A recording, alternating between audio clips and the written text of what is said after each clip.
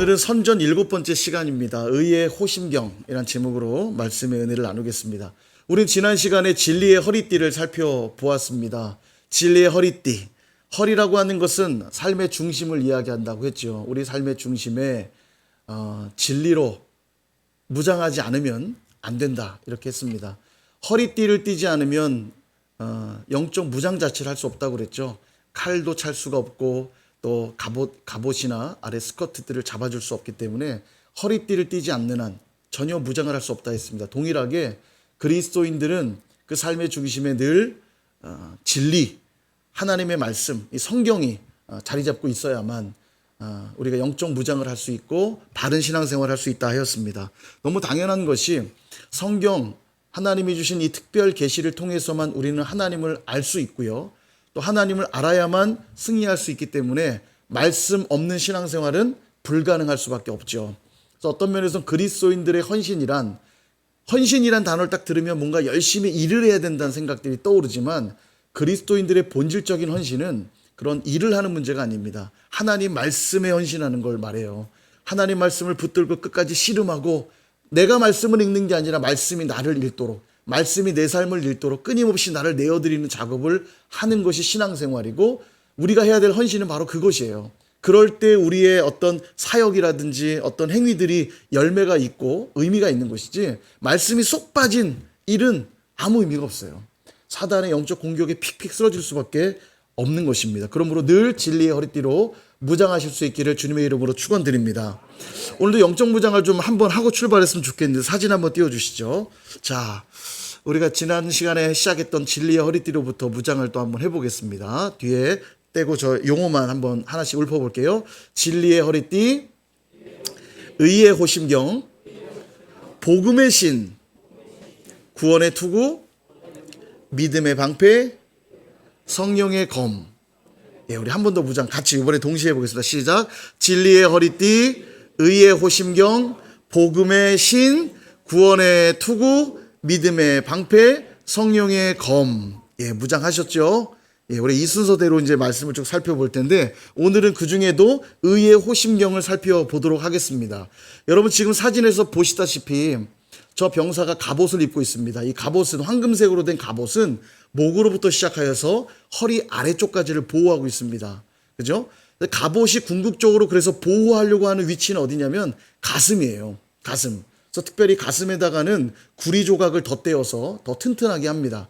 혹여라도 화살이 날아와서 맞는다 할지라도 심장과 폐를 보호하기 위한 영적 장비가 갑옷입니다. 그래서 저 갑옷을 특별히 가슴 부위를 호심경이라 불러요. 호는 뭐 보호할 호자고 심은 가슴, 심장을 보호하는 장구다 이렇게 생각하시면 됩니다.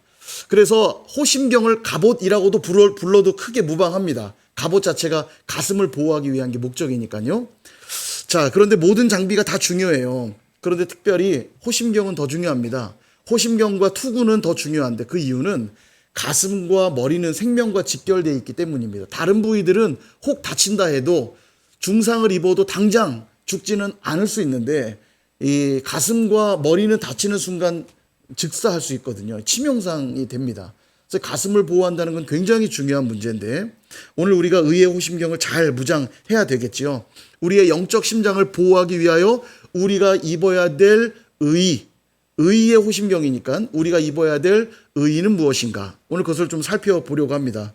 이사야서에 보면 하나님도 무장을 하고 있다라고 묘사가 되어 있는데 하나님의 무장이 이렇습니다. 이사야 59장 17절에 보니까 공의를 갑옷으로 삼으시며 그러니까 하나님이 공의로 갑옷을 입고 계신데요. 그러니까 하나님도 뭐를 차고 계신 거냐면 의의 호심경을 차고 계셨다는 묘사를 하고 있는 겁니다. 물론 하나님은 갑옷이 필요 없으신 분이신데 하나님을 묘사하는 저 말씀의 표현대로라면 하나님도 호심경을 달 때 의로 된 호심경을 달고 계신다.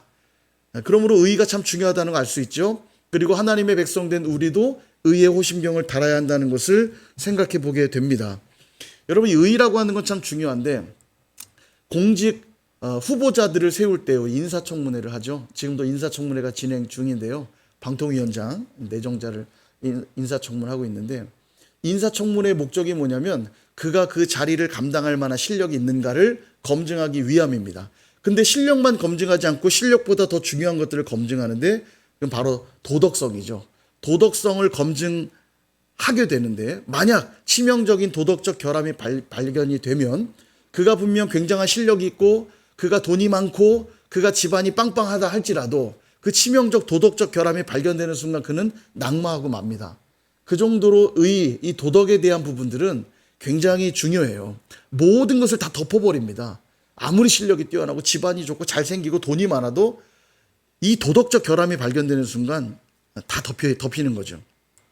그의 그 불의함 때문에 그가 하는 말을 신뢰할 수가 없고 그의 불의함 때문에 그가 내세우는 정책을 따라갈 마음이 생기지 않게 되기 때문에 도덕적 결함이 생기는 순간 낙마해버리게 맙니다. 말하자면 생명력을 잃어버리는 거죠. 치명타가 됩니다. 스포츠 스타나 연예인들도 보면 엄청난 인기를 구가하다가도 하루아침에 바닥에 추락하는 일들이 종종 생기는데 대부분 어떤 경우냐면 도덕적 결함들이 발견될 때예요.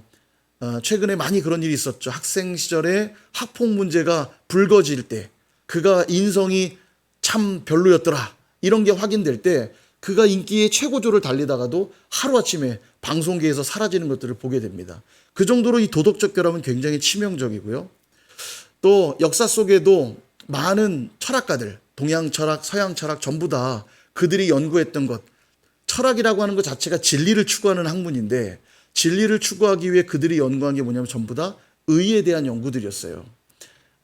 플라톤이 얘기한 사주덕이라든지 지혜의 덕, 또 용기의 덕, 이런 사주덕 다 의에 대한 문제들이었고요. 아리스토텔레스가 말한 중용의 덕도 덕이라고 하는 게 디카이오시네라고 하는 이 단어가 성경에도 나오거든요. 성경에도 의라고 하는 단어, 디카이오시네라는 단어가 많이 나오는데 이게 철학자들이 연구했던 학문이에요. 진리를 탐구하기 위해 반드시 고민해야 될 영역, 의. 동양 철학도 마찬가지입니다. 공자가 말한 이 유교 사상들, 인, 의, 예지. 인, 의, 예지. 물론 인도 있고 예도 있고 지도 있지만 의도 들어있죠. 그러니까 의에 대한 연구들이 있었어요. 거기서 나오는 학문들이 또 유교 사상이기도 하고 그 사상을 받은 맹자도 이 인의 예지를 중심으로 철학들을 펼쳐나가거든요. 십이지심, 수호지심, 치근지심 이런 것들이 다 맹자가 한 이야기들입니다. 다 의에 대한 고민에서 나온 그런 이야기들이에요. 그러므로 인류의 깊은 고민이 어디에 있었다는 걸 알 수 있냐면 의에 있다는 걸 알 수 있습니다.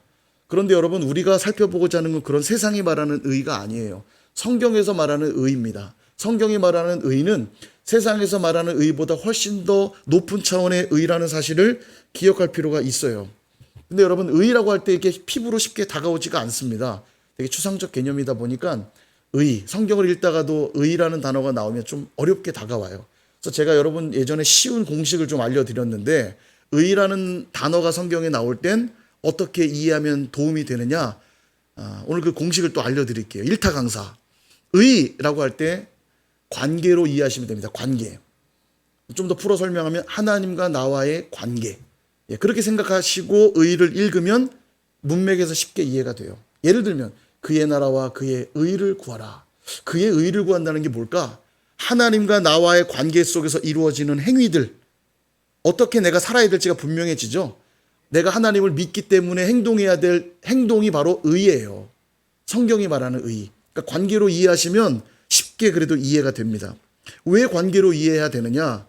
의라고 하는 게 누구와 어떻게 연결되었고 어떻게 드러나느냐에 따라 불의가 되기도 하고 공의가 되기도 하거든요. 예를 들면 이런 겁니다. 아버지가 아들에게 심부름을 시켰어요. 동네에 되게 어려움을 겪고 있는 모 아저씨가 있는데 지금 식사를 하지 못해 많이 힘든 가운데 있으니 이 구제비를 꼭 그 아저씨에게 전달해 주어라.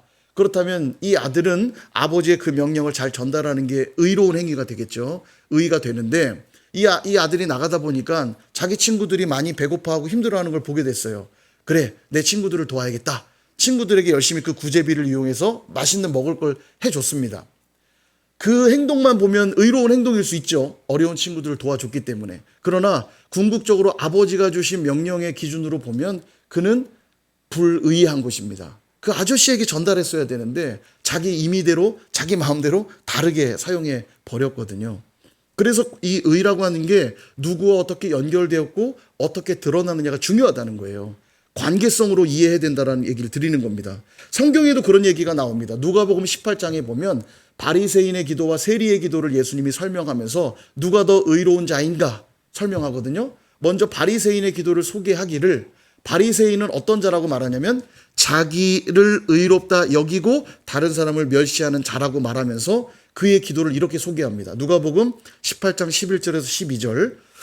바리새인이 서서 따로 기도하여 이르되 하나님, 나는 다른 사람들 곧 토색, 남의 것을 빼앗는 걸 말해요. 남의 것을 빼앗거나 불의, 나쁜 짓을 하거나 간음을 하는 자들과 같지 않았습니다. 간음하지 않았습니다. 그리고 나는 세리와도 같지 않았습니다. 세리와도 같지 않았다는 뜻이 무슨 말이냐면 세리는 죄인들의 대표주자거든요. 이런 말이에요. 하나님, 저는 세상 사람들처럼 살지 않았습니다. 세상 사람들처럼 막 술, 담배에 쩌들어 살지 않았고요. 막 욕하면서 살지 않았어요. 저 거룩하고 순결하게 살았어요. 이런 뜻이에요. 자, 팩트만 놓고 보면 의롭죠? 그죠? 아니에요? 이게 불이한 겁니까? 팩트만 놓고 얘기하면 의롭잖아요. 거기다가 12절에 보니까 나는 일주일에 2번씩 금식하고, 여기 2번씩 금식하시는 분 계세요? 쉽지 않죠. 2번씩 금식하고요. 심지어 소득의 11조 빠짐없이 드렸습니다. 이 팩트만 놓고 보면 그는 정말 의로운 사람이 맞아요. 그죠? 자, 이번에는 세리의 기도를 한번 보겠습니다. 한번 비교를 한번 해보세요. 누가복음 18장 13절. 세리는 멀리 서서 감히 눈을 들어 하늘을 쳐다보지도 못하고 다만 가슴을 치며 이르되, 이 세리는 자기가 죄인이라는 걸 알아서 감히 하나님을 쳐다보지도 못해요. 그러면서 그는 이런 기도를 드립니다. 하나님, 나를 불쌍히 여기소서. 나는 죄인입니다. 이게 끝이에요. 자, 질문. 바리새인이 더 의롭습니까? 이 세리가 더 의롭습니까? 예. 자, 예수님이 뭐라고 말씀하시는지 예수님이 답이겠죠? 예수님의 답을 한번 볼까요? 누가복음 18장 14절. 내가 너희에게 이르노니 이에 저 바리새인이 아니고 이 사람, 세리를 말하죠. 이 사람이 의롭다 하심을 받고 그의 집으로 내려갔느니라. 아멘. 주님이 딱 정해 주셨어요. 바리새인은 불의했고 세리는 의로웠다. 예. 이 의가 어디서 왔느냐? 바리새인은 자기 자신을 의지하고 자기의 의로 살았던 자라고 말합니다. 그러니까 의로우신 하나님과 무관한 자였어요.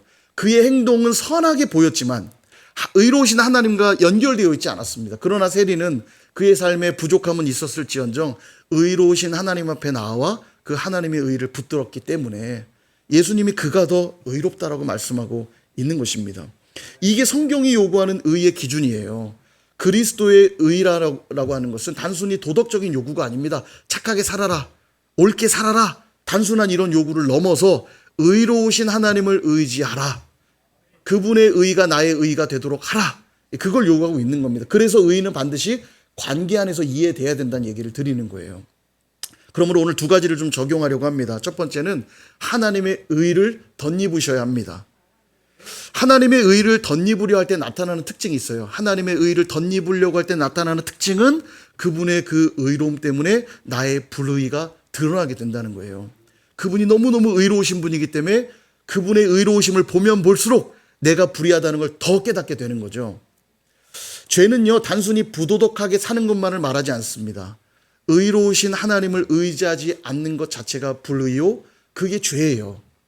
자기 힘을 의지하고 자기 뜻대로 살아가고 자기 의로만 살아가는 모든 모습이 불이라는 겁니다. 그래서 죄가 뭡니까? 죄란 하나님으로부터 빗나간 모든 것이 죄예요. 이게 성경적인 죄의 정의입니다. 하나님으로부터 빗나간 모든 것이 죄예요. 아무리 착하게 살았어도, 아무리 열심히 살았어도 하나님으로부터 빗나가 있었다면 그는 죄인인 것이에요. 우리가 복음을 전해보면요, 불신자들이 심심치 않게 하는 말들이 있습니다. 당신은 죄인입니다. 복음에는 꼭 이 말을 하게 되어 있거든요. 당신은 죄인입니다. 인정하십니까? 그럼 꼭 거부하는 사람이 있어요. 뭔 소리냐? 내가 법 없이도 사는 사람이다. 내가 누구보다도 착하게 사는 사람이다. 내가 죄가 있다면 부지런히 열심히 산 죄밖에 없다. 근데 나한테 죄인이라고? 필요 없어. 그런 복음. 여러분, 이게 사탄이 사용하는 관계입니다. 이게 사탄이 사용하는 속임수예요. 자기 자신이 의롭다 착각하게 만들어서 그 영적 심장을 사단이 공격해 대니까 거기에 생명이 없는 겁니다. 영적 생명을 다 잃어버리는 거예요. 성경의 죄란 하나님으로부터 빗나간 것인데 사단이 속임수를 쓰는 거예요. 너 열심히 살았으니까 괜찮아. 너 나름 의롭게 살았으니까 괜찮아. 다 그렇게 사는데 부담 가질 필요 없어. 이게 사단이 쓰는 관계들이에요. 그러면 2차 세계대전에서 독일이 패전하고 독일 나치가 패전하고 이후에 전범들, 전쟁 범죄자들이죠. 전범들을 국제재판소에서 재판을 하게 되는데요. 그때 재판을 받았던 독일 나치의 친위대 장교였던 아히히만이라는 자가 예루살렘에서 1961년에 재판을 받게 되는데요.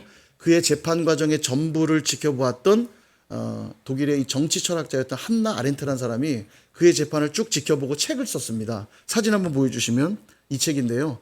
예루살렘의 아히히만이라는 책입니다. 예루살렘에서 재판을 받았던 아히히만의 이야기를 담은 건데 그 밑에 부제가 재밌어요. 이렇게 써있죠. 빨간 색깔 네모 보이세요? 악의 평범성에 대한 보고서. 그가 이 아히히만을 지켜보면서 악의 평범성이라는 유명한 말을 남기게 됩니다. 내용이 뭐냐면 이 아히히만이라고 하는 자의 맡은 역할이 뭐였냐면 친위대 장교로서 유대인들을 학살하기 위해서 기차와 트럭을 태워서 가스실로 막 보낼 때 이걸 수송하는 역할을 담당했던 사람이 아히히만이에요. 그러니까 열심히 그가 실어 나르면 나를수록 그들은 다 죽어나가는 거죠. 그러니까 그가 독일 A급 전범이 된 거예요. 수많은 생명들을 죽였다는 거죠. 당신의 죄를 인정하십니까? 라고 말하자 그가 대답한 건 이거였어요. 나는 공무원으로서 내게 주어진 역할에 충실했고 상관의 명령에 철저하게 따랐을 뿐입니다. 나는 단 한 사람도 내 손으로 죽인 일이 없고 누군가를 죽이라 명령한 일도 없습니다. 다만 나는 명령에 따라 행동했을 뿐이고 내가 맡은 역할에 충성했을 뿐입니다. 맞죠? 틀린 말 아니죠? 신 앞에서 죄책감은 내가 있을지 모르겠지만 법 앞에서는 나는 무죄입니다. 나 죄가 없습니다. 맡은 일을 충성 다하는 것 뿐인데요. 정신과 의사들이 그의 정신을 감정을 했는데 결론이 이거였어요. 그는 준법 정신이 투철한 정상적인 사람이다. 아무 이상이 없다는 거예요. 8개월 가까이 이루어진 끝에 결국 그는 사형 언도를 받게 되는데요. 뭐 죄는 죄니까요. 받게 되는데 이걸 끝까지 지켜본 한나 아렌트가 받은 충격은 이거였습니다. 아히히만을 재판을 처음 지켜보면서 수많은 사람들을 가스실로 보냈던 그는 분명 악의 탈을 쓴 아주 사악하고 잔인한 범죄자일 거다. 사이코패스일 거다. 이런 생각들을 하고 지켜봤는데 지켜본 결과 너무너무 평범한 사람이더라는 거예요. 너무너무 평범하다. 우리 주변에서 쉽게 만날 수 있는 평범한 사람이고 그도 그저 출세를 꿈꿨던 평범한 공무원이더라는 거예요. 상관의 명령에 충성해서 열심히 자기 역할을 하는 사람이었다라는 거예요.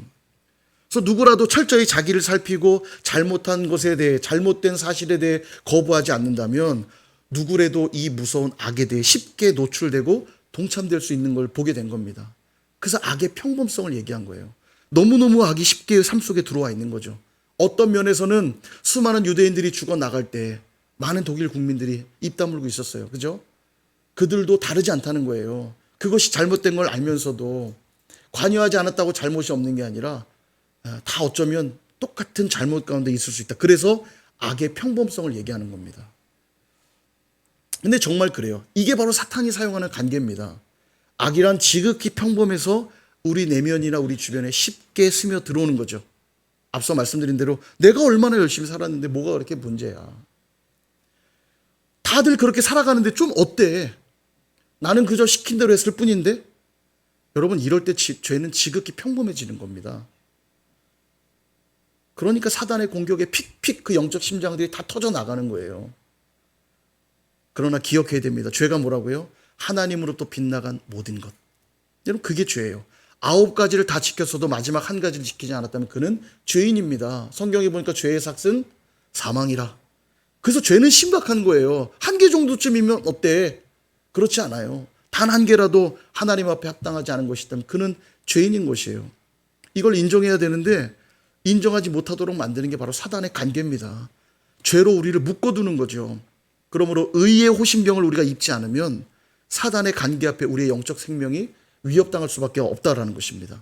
그러므로 하나님의 의를 덧입어야만 돼요.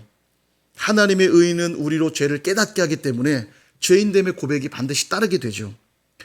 여러분, 의라고 하는 한자 단어 아시죠? 한번 글자 보여주시죠. 의. 여러분, 이 의라고 하는 단어, 의롭다 하는 의인데요. 이 한자가 재밌어요. 이 한자는 상형 문자다 보니까 글자 안에 이렇게 뜻이 담겨 있거든요. 근데 저 의라고 하는 단어가 어떤 단어와 어떤 단어가 구성돼서 이루어졌냐면, 위에 있는 저 단어는 양양자입니다. 양양자. 양 아시죠? 예, 양. 그 밑에 있는 저 한자는 아자, 나자. 나를 가리킨다. 나라고 하는 뜻의 아자잖아요. 그죠? 그러니까 의는 뭐냐? 양 아래 내가 있는 게 의예요. 되게 재밌죠? 되게 성경적이지 않습니까? 제사를 드릴 때 흠없는 어린 양을 데려옵니다. 이 흠이 없어야 돼요. 그리고 흠없는 양에게 머리에 안수를 하는 순간 내 죄가 양에게 전가가 되고 양의 그 흠없음이 나에게 전가가 됩니다. 이게 전가의 원리라고 그랬죠. 그 일을 통해서 나는 의롭게 되고 양은 죄를 가지게 돼요. 그리고 죄는 반드시 피 흘림이 없은즉 사함이 없다 하셨으니까 반드시 피를 흘려 죽을 때 죄값을 치르게 되는 거죠. 그러니까 사실은 내 죄인데 흠없는 양에게 내 죄를 전가함으로 그가 죄를 갖게 되고 그 양의 피를 쏟게 될 때 죄가 사함 받는 거예요. 그러니까 그 양 아래 내가 들어갈 때 그게 의롭게 되는 거죠. 그죠? 그러나 동물의 제사는 영원하지 않기에 매번 양을 잡아야 됐지만 이젠 우린 그럴 필요가 없게 됐어요. 영원하신 하나님의 어린 양 되신 분이 있습니다. 바로 예수 그리스도시죠. 고린도후서 5장 21절에 보니까 이렇게 말씀해요. 우리 같이 한번 읽어볼까요? 시작. 하나님이 죄를 알지도 못하신 이를 우리를 대신하여 죄로 삼으신 것은 우리로 하여금 그 안에서 하나님의 의가 되게 하려 하심이라. 아멘. 죄 없으신 그분에게 우리의 죄를 전가하고 그분의 그 의로우심이 나의 의가 되어 예수님이 십자가에서 피 흘린 걸 믿고 누구든지 그 보혈 아래로 들어가기만 하면 뭐가 된다고요? 하나님의 의가 된다. 의롭게 여김을 받는다는 거예요. 그러니까 예수님을 믿고 그분 아래 거할 때만 우리는 안전한데 그렇게 하지 않을 때 우리의 영적 생명은 위태로울 수밖에 없죠. 어쩌면 이미 영적 사망 상태에 있는 겁니다. 사탄은 그렇게 끊임없이 우리를 정죄하는 거예요. 영적인 심장을 공격해 오는 겁니다. 너는 불의한 존재야. 니까짓게 뭐를 할 수 있어. 너는 끊임없이 죄 짓는 존재 아니야? 너 같은 죄인이 어떻게 의로울 수가 있어? 라며 끊임없이 정죄의 화살들을 날려내는 것입니다. 여러분 어떻게 방어할 수 있죠? 이걸 방어할 수 있는 게 하나밖에 없어요. 예수 그리스도의 보혈을 믿을 때 그 의로움이 나를 지켜주는 것입니다. 로마서 8장 1절과 2절이 그렇게 말씀하세요. 역시 같이 한번 읽어볼까요? 시작. 그러므로 이제 그리스도 예수 안에 있는 자에게는 결코 정죄함이 없나니 이는 그리스도 예수 안에 있는 생명의 성령의 법이 죄와 사망의 법에서 너를 해방하였음이라. 아멘. 믿으십니까? 그 안에 있을 때 우리는 안전한 거예요. 어떤 공격도 막아낼 수 있는 겁니다. 이 믿음이 있는 한 우리의 누더기 같고 추악한 자기 의를 의지해 살아갈 수가 없어요. 너무너무 추악하고 너무너무 형편없어서 자기 의를 의지할 수가 없거든요. 그러므로 의의 호심병을 입으라는 말에는 예수님으로 옷 입으라는 명령이 담겨 있는 것입니다. 그 하나님의 의이신 예수님으로 무장할 때만 우리는 안전하게 되는 거죠. 오늘 두 번째 적용은 하나님의 의를 살아내야 한다는 것입니다. 하나님의 의를 덧입었다면 이제는 그 하나님의 의를 살아내라 말씀하는 거죠. 하나님의 의는 성경에서 크게 두 가지로 정리할 수 있어요. 하나는 정의, 하나는 공의. 정의와 공의로 정의할 수 있습니다. 그럼 정의는 뭐냐? 정의는 히브리어로 미시파트라는 단어입니다. 이 미시파트는 재판, 심판 이런 뜻이거든요. 미시파트는 뭐냐? 하나님의 정의란 뭐냐? 법이 공정하게 실현될 때 그걸 정의라고 그래요. 예를 들면 부자가 됐든 가난한 자가 됐든 똑같은 법의 적용이 이루어지는 것. 잘생긴 자든 못생긴 자든 똑같이 법의 적용을 받는 것. 신분이 높은 자나 신분이 낮은 자나 똑같이 법의 적용을 받게 될 때 이것이 정의가 실현되었다 이렇게 말하는 거죠. 이게 정의입니다. 자, 공의는 뭐냐? 체다카라는 단어인데 의로움 이런 뜻이에요. 공의는 뭐냐면 의는 하나님이 의이시잖아요. 의로우신 하나님이 의이세요. 그분의 뜻이 드러난다면 그곳에 하나님의 의가 나타난 것입니다. 그래서 공의란 뭐냐면 하나님의 뜻이 드러나는 게 공의예요. 아까 의는 하나님과의 관계로 이해하라고 말씀을 드렸죠. 그러니까 하나님과의 관계 속에서 행해지는 모든 것이 공의라고 말할 수 있습니다. 그분의 뜻이 드러나니까. 결국 이 정의와 공의를 한 번에 정리 요약하면 하나님과의 바른 관계 정립을 통해 나타나는 사회 정의 실현, 이렇게 정리할 수 있는 거죠. 그러니까 내가 하나님과 관계를 맺어 하나님 백성이 되었으므로 나타나는 사회 정의의 실현. 이게 정의와 공의를 합쳐놓은 결론이라 말할 수 있어요. 어쩜 너무 당연하겠죠? 하나님을 믿는다고 하는 자가 거짓말로 사기치며 살 수 있을까요? 가만히 계시면 살 수 있는 것 같은 느낌이 들지 않나요? 하나님을 섬긴다고 하는 자가 부정한 방법으로 다른 이의 것들을 갈취하며 살 수 있을까요? 그럴 수 없지요. 한경미화원 우리 크리스찬 성도님이 그런 고백을 해요. 새벽마다 나가서 열심히 낙엽을 쓸고 길거리를 청소하는데 힘들지 않으십니까? 아니요. 저는 오늘도 하나님이 만드신 아름다운 자연을 깨끗하게 하는 중입니다. 깨끗이 청소하는 중입니다. 여러분, 이것이 공의가 실현되고 있는 현장이에요. 그냥 열심히 사람의 눈으로 보면 열심히 자기 직업에 충실한 것처럼 보이지만 적어도 그는 하나님의 의를 실현하고 있는 겁니다. 그런 거예요. 하나님의 백성이기 때문에 삶에 나타나는 어떠함. 길을 가다가 쓰레기를 줍는데 성도가 줍는 쓰레기는 의미가 다를 수 있어요. 오늘도 아무도 줍지 않는 저 쓰레기를 내가 주우며 많은 사람들을 섬기는 마음으로 줍는다면 이 또한 하나님의 의를 실현하는 과정이 될 수 있어요. 그러니까 누가 보든지 보지 않든지 그는 신실하게 살아내겠죠. 당연하지 않습니까? 하나님의 의를 살아낸다는 말은 사회 정의로 실현되게 돼 있어요.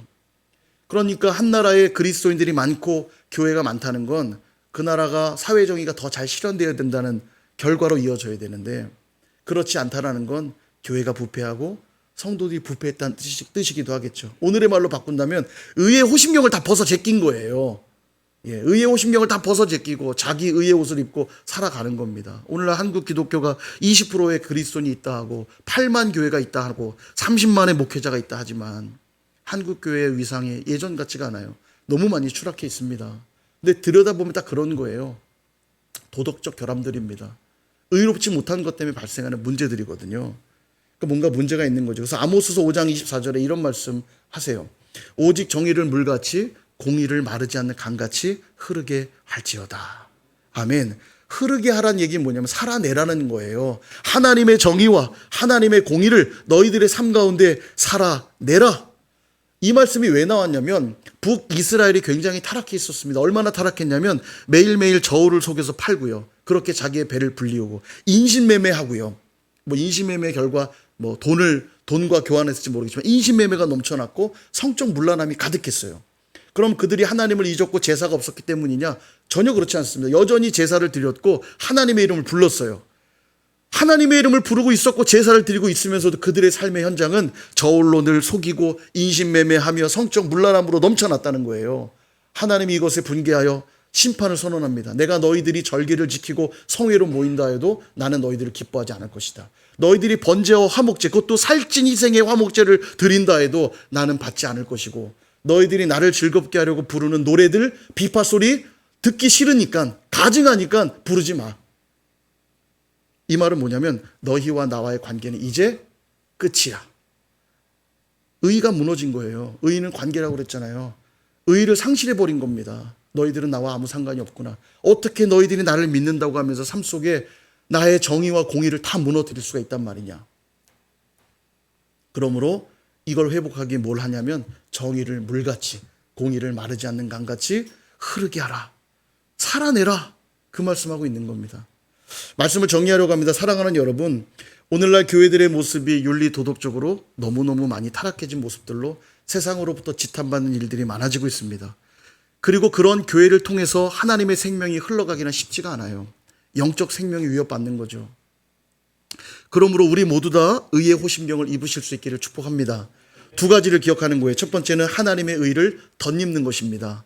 내가 죄인이라는 것 알고 의로우신 하나님을 온전히 의지하며 사는 거죠. 그래서 여러분 여기에 강조할 수밖에 없는 것, 예배하셔야 되고 말씀 읽으셔야 하고 기도하셔야 돼요. 늘 의로우신 하나님 앞에 나아가 나의 죄인됨을 깨닫고 하나님의 의를 붙드는 삶 살아내셔야 되고요. 두 번째는 하나님의 의를 살아내야 됩니다. 내가 하나님과 그렇게 바른 관계 정립을 하였다면 하나님의 의를 덧입음으로써 내가 하나님과의 관계 정립을 이루어냈다면 이제 그 다음은 그 하나님의 의를 살아내는 거예요. 그리스도인답게 살아가는 겁니다.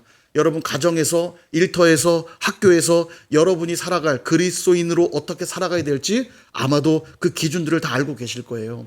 코람데오, 하나님 앞에서 살아가는 삶 아마 다 아실 겁니다. 그걸 살아내셔야 돼요. 사탄은 그리스도인들을 향해 공격하겠죠. 정죄의 불화살들을 계속 쏘겠죠. 영적 심장을 공격해 오겠죠. 너는 형편없는 자야. 너는 죄인이야. 너는 부족한 자야. 그러나 의의 호심경을 입은 우리는 보호함을 받을 것이요 도리어 그 공격을 받으면 받을수록 우리는 세상의 빛으로, 세상의 소금으로 더 하나님의 의를 드러내며 살아가는 자들이 될 줄로 믿습니다. 그렇게 하나님의 의의 호심경 입고 늘 승리의 계가를 부르시는 저와 여러분 다 되시기를 주님의 이름으로 축원드립니다.